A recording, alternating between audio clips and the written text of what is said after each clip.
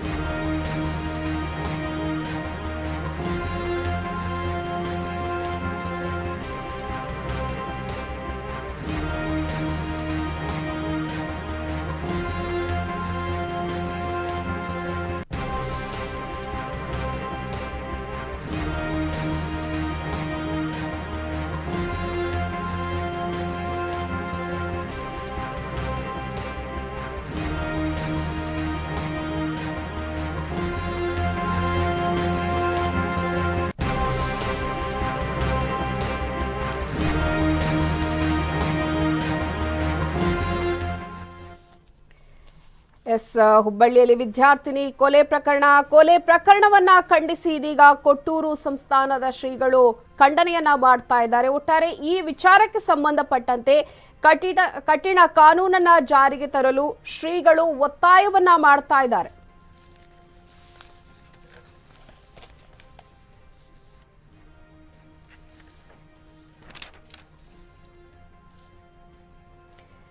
ಇದು ಹುಬ್ಬಳ್ಳಿಯ ನೇಹಾ ಹಿರೇಮಠ್ ಕೊಲೆ ಪ್ರಕರಣಕ್ಕೆ ಸಂಬಂಧಪಟ್ಟಂತೆ ಕೊಟ್ಟೂರು ಸಂಸ್ಥಾನದ ಶ್ರೀಗಳು ಇದೀಗ ಸಾಕಷ್ಟು ಒತ್ತಾಯವನ್ನ ಮಾಡ್ತಾ ಇರುವಂತದ್ದು. ಪೊಲೀಸ್ ವ್ಯವಸ್ಥೆ ತುಂಬಾ ಕಠಿಣವಾಗಿ ನಡೆಸಬೇಕು ಅನ್ನುವಂತಹ ಕಠಿಣವಾದ ಖಂಡನೆಯನ್ನು ಅವರು ಮಾಡ್ತಾ ಇರುವಂತದ್ದು. ಕಾನೂನಿಗೆ ಹೆದರದೆ ಈ ರೀತಿಯ ಘಟನೆ ಇದು ನಡೀತಾ ಇದೆ. ಕಾನೂನಿಗೆ ಈ ರೀತಿಯ ವ್ಯಕ್ತಿಗಳು ಹೆದರ್ತಾ ಇಲ್ಲ. ಹಾಗಾಗಿ ಕಠಿಣ ಕಾನೂನು ವ್ಯವಸ್ಥೆಯನ್ನ ತರಬೇಕು, ಜಾರಿಗೆ ತರಬೇಕು ಅಂತ ಇದೀಗ ಕೊಟ್ಟೂರು ಶ್ರೀಗಳು ಒತ್ತಾಯವನ್ನ ಮಾಡ್ತಾ ಇರುವಂತದ್ದು. ಇದೊಂದು ಹೇಯ ಕೃತ್ಯ ಅಂತ ಕೊಟ್ಟೂರು ಶ್ರೀಗಳೊಂದು ಹೇಳಿಕೆಯನ್ನ ಇಲ್ಲಿ ಕೊಟ್ಟಿದ್ದಾರೆ.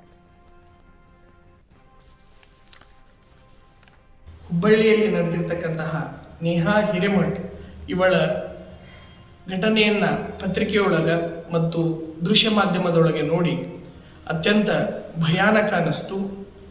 ವಿಕೃತ ಮನಸ್ಸುಗಳು ತಮ್ಮ ಆಸೆ ತೀರ್ಲಿಲ್ಲ ಅಂತಂದ್ರೆ ಯಾವ ತೆರನಾಗಿ ಯಾವುದಾದ್ರೂ ಕೆಲಸಕ್ಕಾದ್ರೂ ಕೈ ಹಾಕ್ತವು ಅಂತಕ್ಕಂಥದ್ದನ್ನ ನಾವು ಈ ಸಂದರ್ಭದೊಳಗೆ ನೋಡಿದ್ವಿ.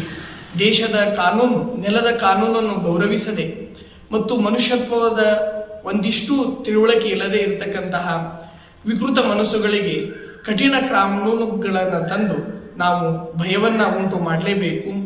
ಮಾನವ ಸಮಾಜದಲ್ಲಿ ಇದೊಂದು ಅತ್ಯಂತ ಹೇಯಕರವಾಗಿರತಕ್ಕಂತಹ ಘಟನೆ. ನಾವು ಹಲವಾರು ಇಂತಹ ಹೇಯ ಘಟನೆಗಳನ್ನು ದೆಹಲಿಯಲ್ಲಿ ಆಗಲಿ ಬೇರೆ ಬೇರೆ ಭಾಗಗಳಲ್ಲಿ ನೋಡಿದ್ದೇವೆ. ಇದು ಹೀಗೆ ಮುಂದುವರಿತು ಅಂತಂದ್ರೆ ಇದು ನಿಜವಾಗ್ಲೂ ಮಾನವ ಸಮಾಜಕ್ಕನ ಕಳಂಕ.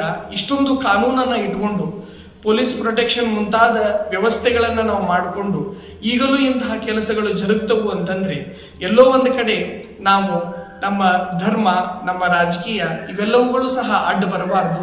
ಇದು ಇಡೀ ಮನುಕುಲ ವಿರೋಧಿಸ್ತಕ್ಕಂತಹ ಘಟನೆ. ನಾವೆಲ್ಲರೂ ಸುಸಂಸ್ಕೃತ ಸಮಾಜದಲ್ಲಿ ಬಾಳ್ಬೇಕಾಗಿರತಕ್ಕಂಥವ್ರು. ಸಂಸ್ಕಾರ ಹೀನರಾದ್ವಿ ಅಂತಂದ್ರೆ ಇಂತಹ ಘಟನೆಗಳನ್ನು ನಾವು ಮತ್ತೆ ಮತ್ತೆ ಕಾಣಬೇಕಾಗತ್ತೆ. ಆ ಕಾರಣದಿಂದ ವಿಕೃತ ಮನಸ್ಸುಗಳು ತಪ್ಪು ಮಾಡಲಿಕ್ಕೆ ಹೆದರುವ ರೀತಿ ಒಳಗೆ ಕಠಿಣ ಕಾನೂನು ಕ್ರಮವನ್ನು ಜರುಗಿಸಬೇಕೆಂತಂದು ಈ ಮೂಲಕ ಒತ್ತಾಯಿಸುತ್ತೇವೆ. ಇದು ಹುಬ್ಬಳ್ಳಿಯಲ್ಲಿ ವಿದ್ಯಾರ್ಥಿನಿ ಕೊಲೆ ಪ್ರಕರಣಕ್ಕೆ ಸಂಬಂಧಪಟ್ಟಂತೆ ಕೊಟ್ಟೂರು ಸಂಸ್ಥಾನದ ಶ್ರೀಗಳು ಪೊಲೀಸ್ ವ್ಯವಸ್ಥೆ ತುಂಬಾ ಕಠಿಣವಾಗಬೇಕಿದೆ, ಹಾಗೆಯೇ ಕಾನೂನಿಗೆ ಹೆದರುವಂತಹ ಪರಿಸ್ಥಿತಿ ಬರಬೇಕು ಅನ್ನುವಂತಹ ಹೇಳಿಕೆಯನ್ನ ಕೊಟ್ಟಿದ್ದಾರೆ.